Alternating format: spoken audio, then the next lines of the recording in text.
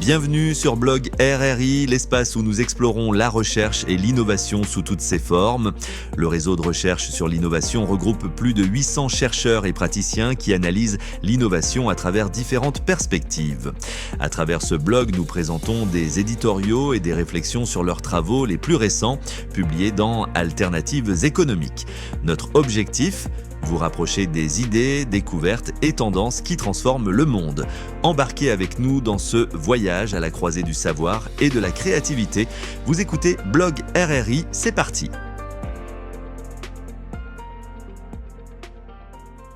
Aujourd'hui, Fernanda Areola et Alvaro Hidalgo nous présentent leur blog N'est-ce qu'un aspirateur ? Comment donnons-nous nos données ?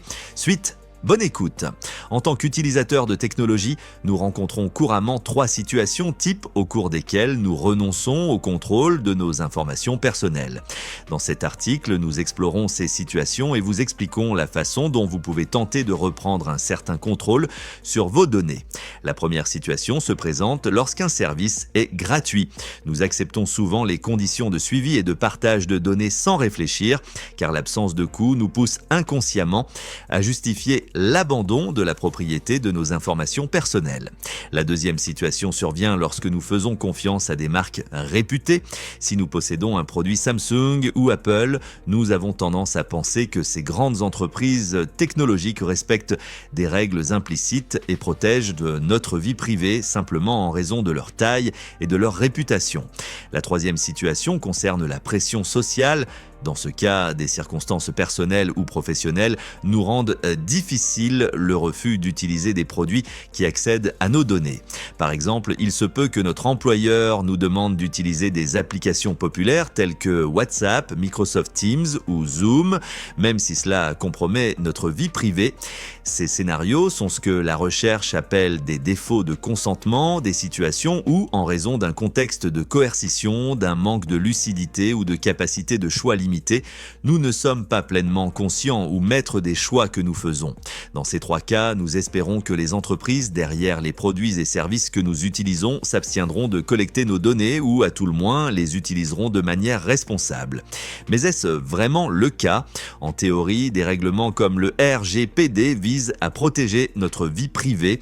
Cependant, la plupart des utilisateurs ignorent que ces lois ne s'appliquent que lorsque les données sont collectées sans consentement.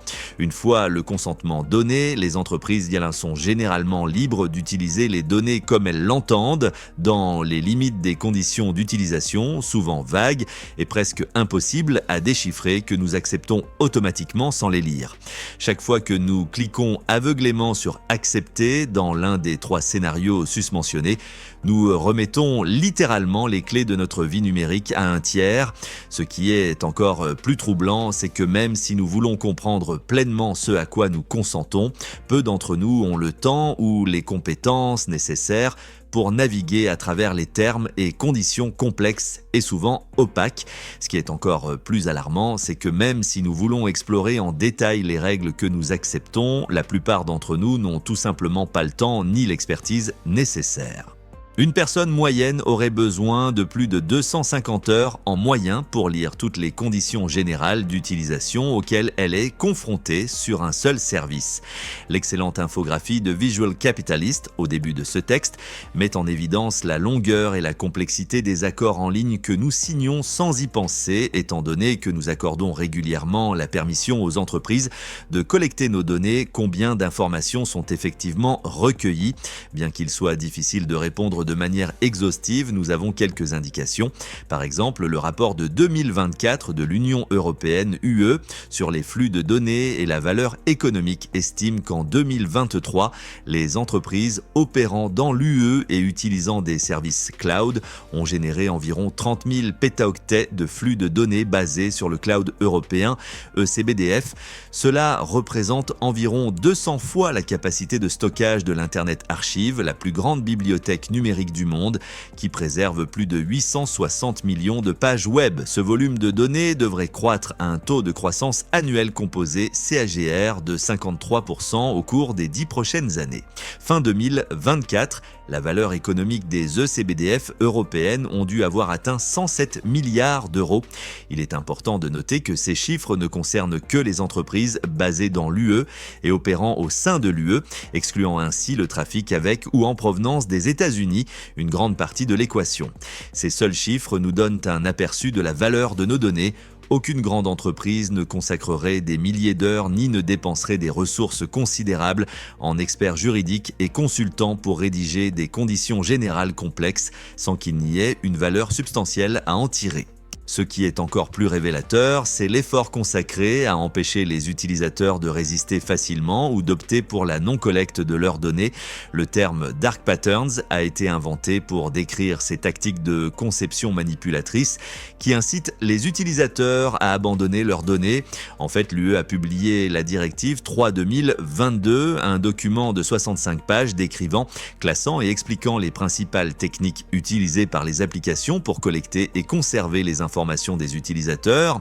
Une étude de l'UE en 2023 a révélé que près de 40% des sites de commerce en ligne utilisent des pratiques manipulatrices pour exploiter les vulnérabilités des consommateurs ou les tromper pour les amener à prendre des décisions contraires à leurs intérêts. Quelles leçons en tirer? Face à cela, il existe quelques vérités indéniables sur notre relation aux données, en particulier les données personnelles. A. Nous ne sommes pas très doués pour protéger nos données. Nous devons devenir plus conscients des autorisations que nous accordons. B. Nous devrions gérer nos données avec autant de soin que nos finances, voir notre précédent article sur les méthodes et procédures de gestion des données. C. Nous devons comprendre que de nombreuses personnes intelligentes consacrent une grande partie de leur temps de travail à trouver des moyens d'extraire de la valeur de nos données. Et au moins en partie, cette valeur nous coûtera directement ou entraînera des coûts supplémentaires pour nous. Nous approfondirons la question des prix dynamiques dans le prochain article de cette série. D. Juridiquement, nous ne sommes pas suffisamment protégés. Le RGPD et d'autres lois nationales sur la vie privée ne fournissent pas une protection assez détaillée et complète pour les consommateurs dans tous les cas d'utilisation des données. Fatalisme, résignation, révolte citoyenne des consommateurs, tous les chemins ne mènent pas à Rome. Vous voulez en savoir plus sur les auteurs du blog? Fernanda Arriola est professeure d'entrepreneuriat et d'innovation à l'ESCA. Son expertise se concentre sur l'amélioration de l'excellence académique et la direction de projets de recherche en lien avec l'innovation sociale, la gouvernance et les tendances entrepreneuriales. Au cœur de ses principes professionnels se trouve un engagement à transformer l'éducation et la société grâce à une innovation durable. Álvaro Hidalgo est un économiste doté d'une expérience internationale en finance d'entreprise. Il dirige les efforts de l'industrie hôtelière pour se conformer aux lois européennes sur la protection des données personnelles en tant que président du groupe de travail GDPR de l'Association américaine des professionnels de l'hôtellerie et de la finance en ASHFTP. Actuellement, il dirige la société de conseil Data Milling et est professeur adjoint à l'ESCA de Malaga. C'était le blog du réseau de recherche sur l'innovation. Merci pour votre écoute, à très bientôt.